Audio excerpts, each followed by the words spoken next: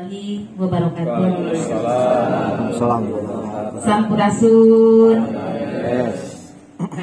Yang saya hormati Bapak Kepala Dinas, Bapak Kabid, Bapak Kasih, kemudian Bapak Ibu pengawas, beserta para Ketua MGMP, SMP tingkat Kabupaten Purwakarta. Pada kesempatan kali ini izinkanlah saya untuk menyampaikan hasil diskusi kami pada materi modul ajar.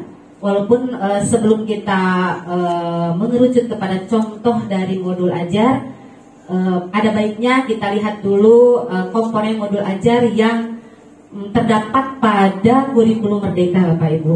Jadi kami pun tahu dari tim pengembang bahwa hari ini Bapak Ibu pun membahas hal yang sama ya Bapak Ibu ya. Hanya pada modul ajar yang kami rumuskan itu sudah menginsersikan program TDBA atau materi-materi TDBA. Walaupun sebenarnya ini bukan hal baru ya Bapak Ibu ya, karena di kurikulum sebelumnya pun insersi ini sudah dilaksanakan dengan tata cara yang sama. Gitu ya Bapak Ibu ya. Baiklah Bapak Ibu, ini komponen modul ajar yang terdapat pada kurikulum Merdeka.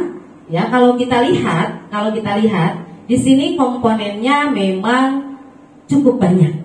Bahkan bisa dikatakan sangat banyak ya Bapak Ibu kalau dibandingkan dengan modul ajar atau RPP pada kurikulum sebelumnya ya. Jadi walaupun nanti kita sudah semua tahu bahwa pada komponen pada saat nanti kita akan menyusun modul ajar itu kita sudah diberikan kebebasan, gitu ya Bapak Ibu ya. Dalam arti kebebasan itu merdeka untuk memilih mana yang akan kita pergunakan pada kegiatan pembelajaran sehari-hari. Namun tidak ada salahnya kalau tetap kita mengenali model-model ajar yang terbaru ini. Baiklah Bapak Ibu, modul ajar di sini adalah bertujuan untuk memandu pendidik dan melaksanakan proses pembelajaran. Adapun komponennya bisa dilihat di sini dibagi tiga ya. Dibagi tiga, ada informasi umum, kemudian komponen inti dan lanjutan. Kemudian pada bagian informasi umum ini ada yang dimaksud seperti biasa, ada identitas penulis modul, kemudian ada kompetensi awal. Ini juga sudah dibahas ya Bu ya di sini ya.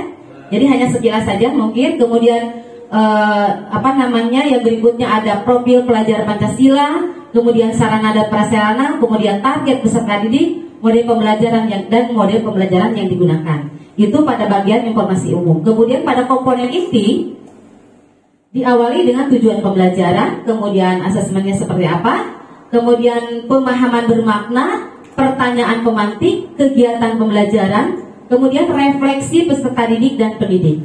Berikutnya yang terakhir yaitu lampiran. Pada lampiran ini yang pertama ada LKPD, kalau dulu kita menyebutnya LKS seperti itu ya.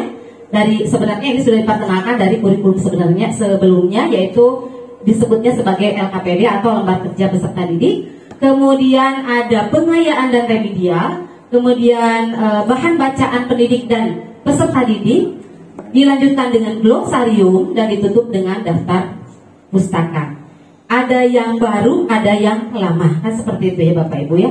Namun kita lihat penjelasan di bawahnya bahwa tadi juga sudah disampaikan, jadi tidak semua komponen ini wajib tercantum dalam modul ajar yang dikembangkan oleh pendidik. Dikatakan juga di sana ketika pendidik menggunakan model ajar seperti ini, maka ini disebutnya sebagai RPP plus, kan gitu ya. Mengapa dikatakan sebagai RPP plus? Karena komponennya lebih lengkap daripada RPP sebelumnya, gitu ya. Nah seperti itu mungkin penjelasan awalnya saja. Nah kemudian kita akan langsung kepada contoh modul ajar yang sudah disusun. Ini yang disusun ini yang dijadikan contoh ini sudah mengacu kepada 17 komponen tadi Bapak Ibu. Ya sudah, walaupun tadi sekali lagi tidak perlu semuanya muncul seperti dalam Permendikbud Ristek yang terbaru juga kan di sana dikatakan paling tidak sekurang-kurangnya kan 3 komponen yang harus muncul, yaitu 1 tujuan pembelajaran, Yang kedua, langkah-langkah pembelajaran atau alurnya yang harus muncul. Yang ketiga, penilaiannya atau asesmennya yang merupakan bagian yang terintegrasi dalam modul ajar. Jadi Bapak Ibu ya. Tentu modul ajar ini tidak langsung kita nyusun modul ajar, tapi tahapannya Bapak Ibu tadi kan di sini juga sudah dibahas ya Bapak Ibu ya. Dari mana kita bisa menyusun modul ajar? Itu tahapannya yang pertama tentu SKL dulu ya. SKL dulu, kemudian dari SKL ada yang disebut dengan capaian pembelajaran atau CP gitu ya. Kalau dulu kita mengenalnya KIKD gitu kan, sekarang kita mengenalnya sebagai capaian pembelajaran. Kalau dulu di KIKD dipisah mana untuk sikap gitu ya, pengetahuan dan keterampilan, di CP ini sudah terintegrasi, bukan hilang sikap, pengetahuan, keterampilan, namun sudah terintegrasi. Ya, seperti itu. Kemudian dari CP nanti masuk ke KOSP terlebih dahulu Bapak Ibu ya. Makanya KOSP kita ini kan sekarang masih dalam proses, karena memang tahapannya banyak yang harus kita lalui untuk menyelesaikan KOSP.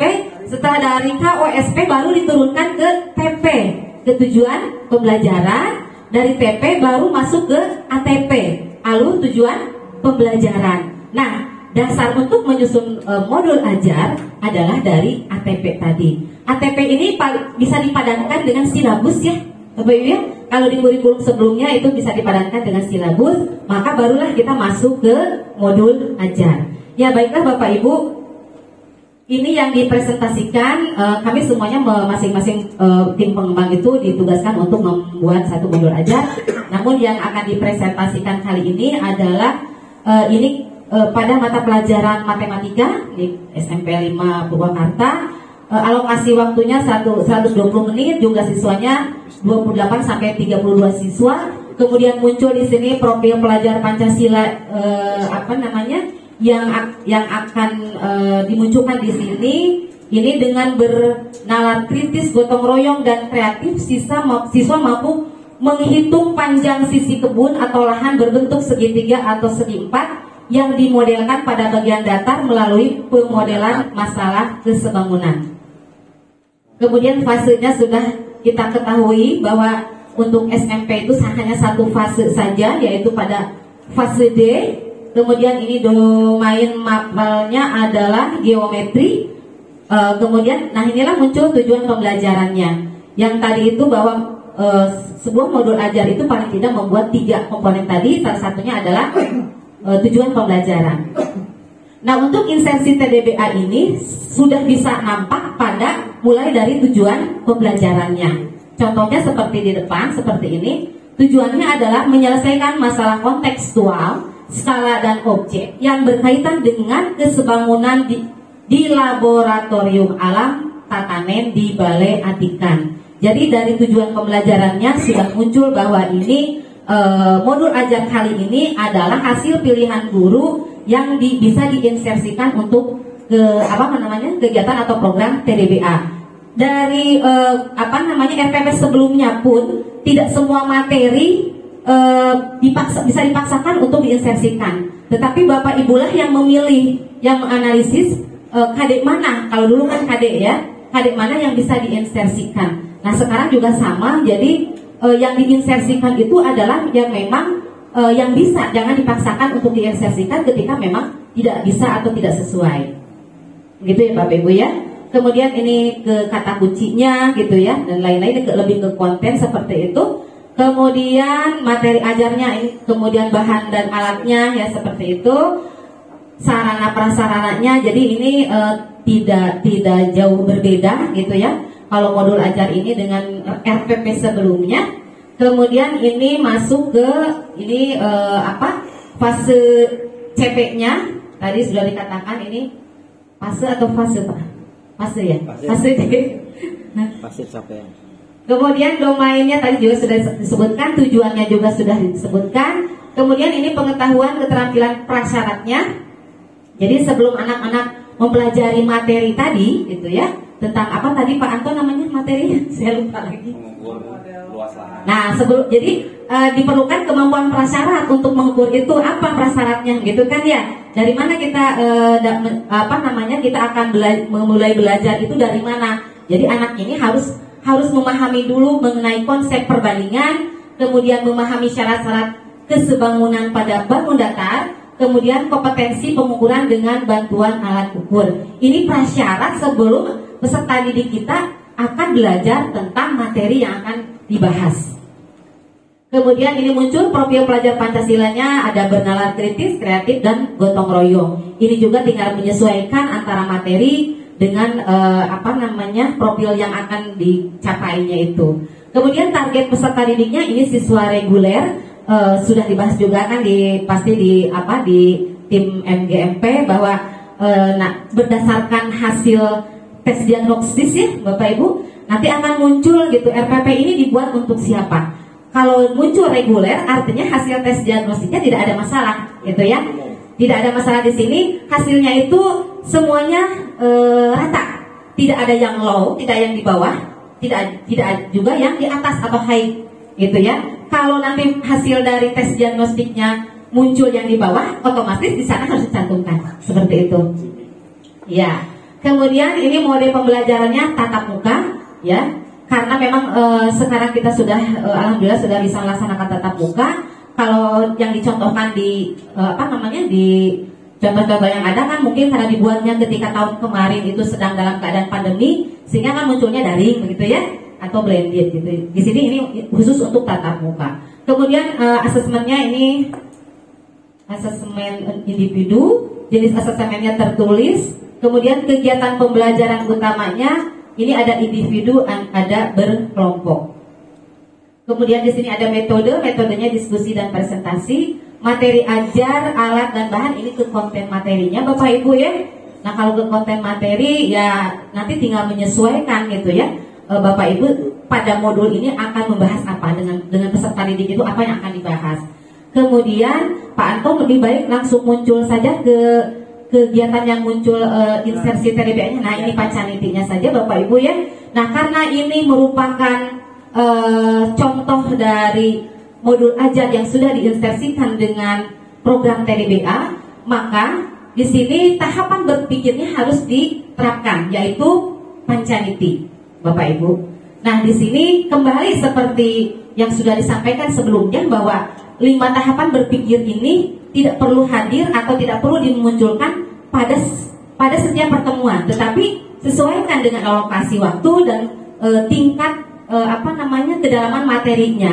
Ketika memang materi modul ajar ini saya tidak tahu ini tadi 120 menit ya.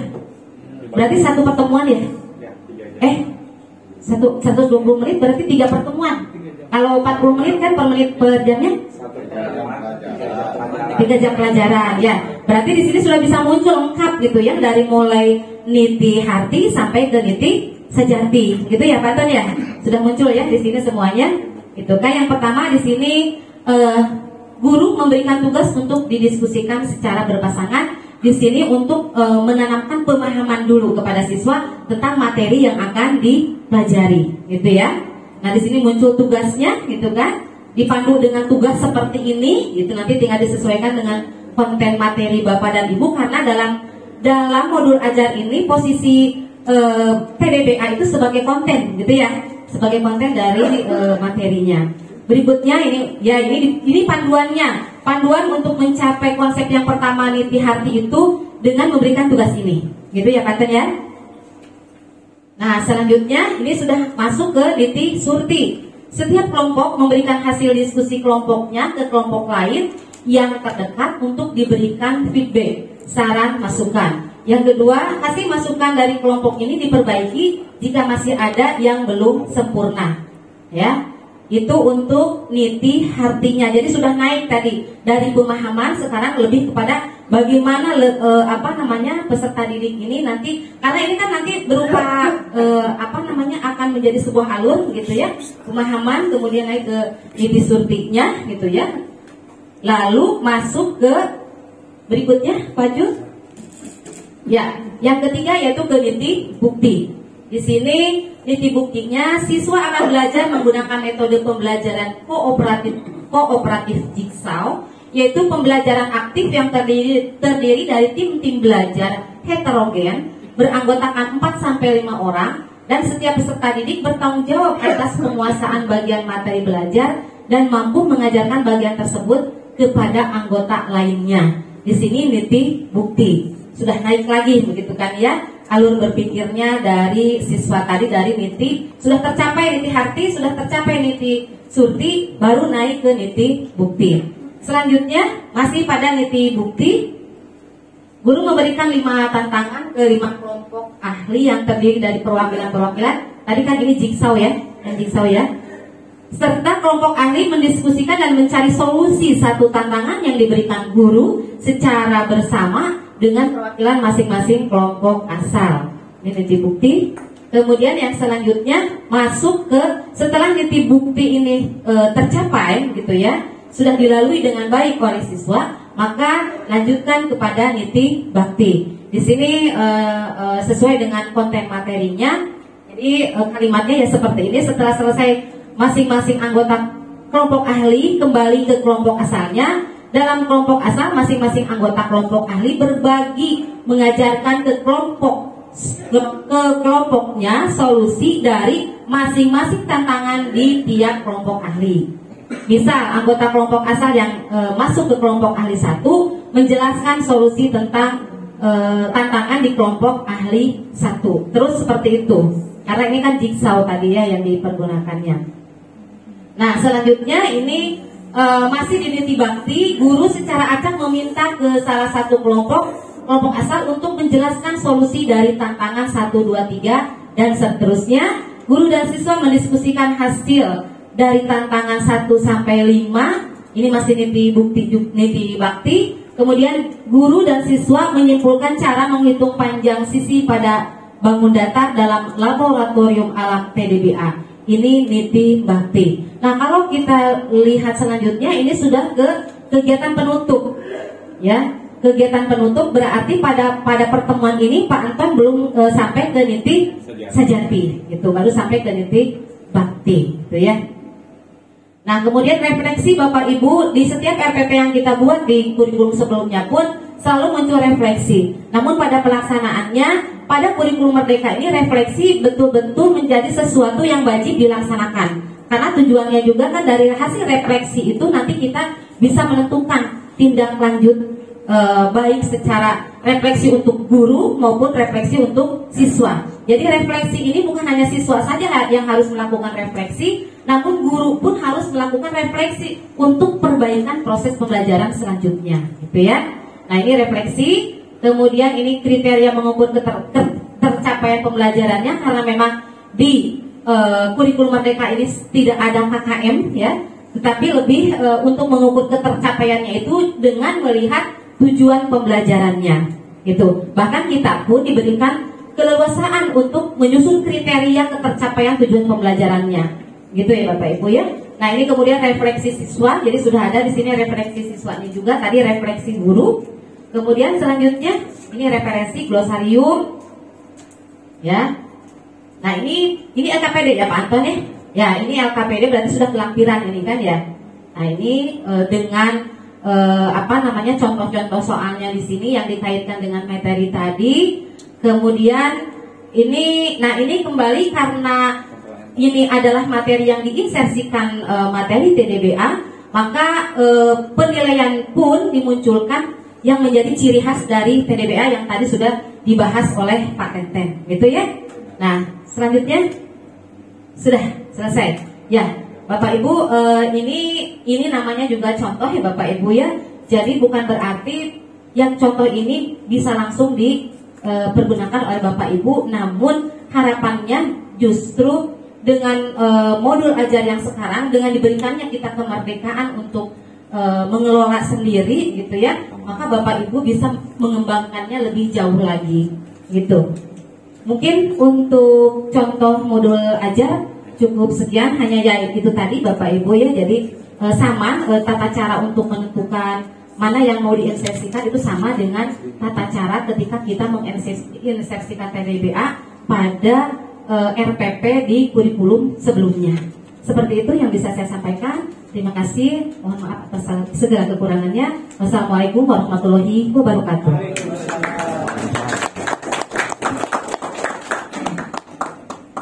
Nah, terima kasih Bu Elia ya.